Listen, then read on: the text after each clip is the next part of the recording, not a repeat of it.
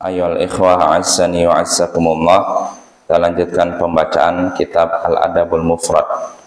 Berkata Imam Al-Bukhari rahimahullahu ta'ala, haddatsana Abu Rabi' qal haddatsana Ismail qal haddatsana Al-Ala an abihi an Abi Hurairah anin Nabiy sallallahu alaihi wasallam qal la tu'addannal huququ ila ahliha hatta yuqada lisyatil jamma'i minasyatil qarna.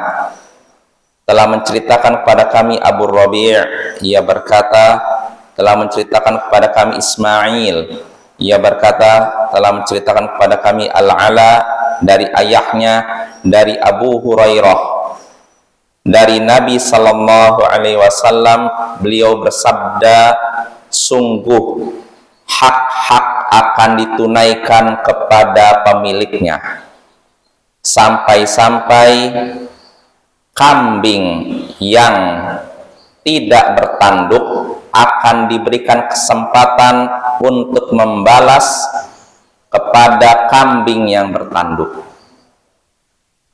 Sungguh akan ditunaikan segala hak kepada pemiliknya sampai-sampai kambing yang tidak bertanduk diberikan kesempatan untuk membalas kambing yang bertanduk. Nah, ini Bapak ya, ini hadisnya dari Abu Hurairah. Jadi Nabi Sallallahu Alaihi Wasallam mengabarkan bahwasanya hak-hak, segala hak akan ditunaikan kepada pemiliknya. Artinya semua hak yang dilanggar, dirampas ketika di dunia nanti akan dikembalikan kepada pemiliknya. Siapa yang ketika di dunianya misalkan memukul orang lalu tidak minta maaf, nanti orang yang dipukul ini bisa nuntut haknya di akhirat nanti. Siapa yang mengambil harta milik orang lain tanpa alasan yang dibenarkan, maka pemilik harta bisa menuntut haknya ini di akhirat. Nah, itu maksudnya. Segala hak yang dirampas nanti, yang diambil nanti akan dituntut oleh pemiliknya. Pemilik akan menuntut hak tersebut di akhirat nanti, sampai-sampai di sini kata Nabi, kambing yang tidak bertanduk atau domba yang tidak bertanduk akan menuntut balas kambing yang bertanduk.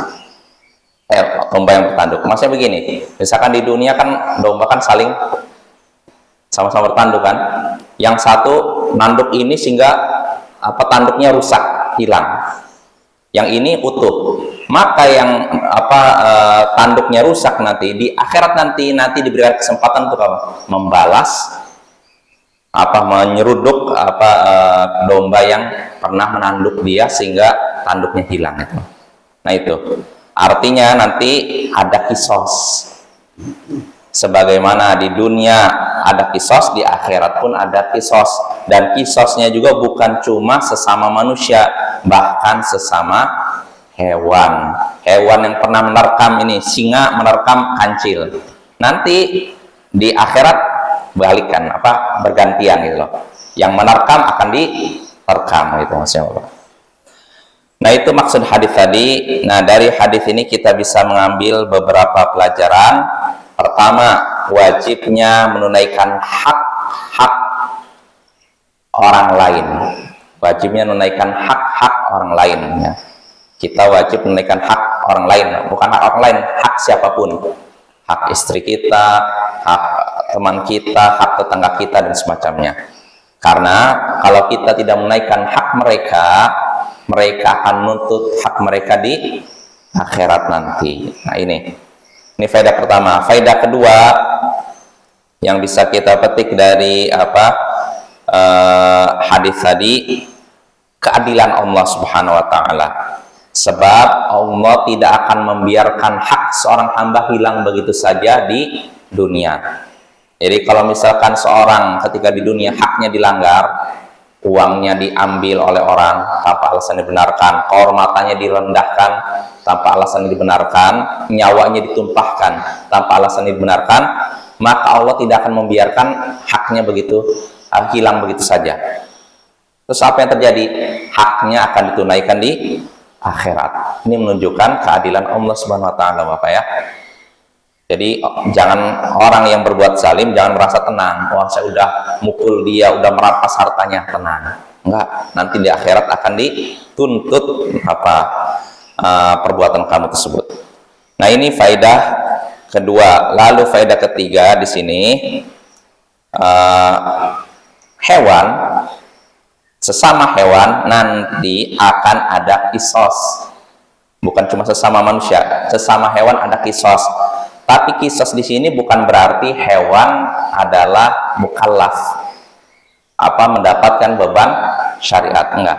Karena hewan nggak diwajibkan sholat, nggak diwajibkan puasa, Bapak ya. Terus maksudnya apa? Ada kisos, kata para ulama, untuk menampakkan keadilan Allah Subhanahu wa taala. Artinya apa? Semua kezaliman akan dibalas, baik sesama manusia maupun sesama hewan. Nah, ini semua Bapak ya.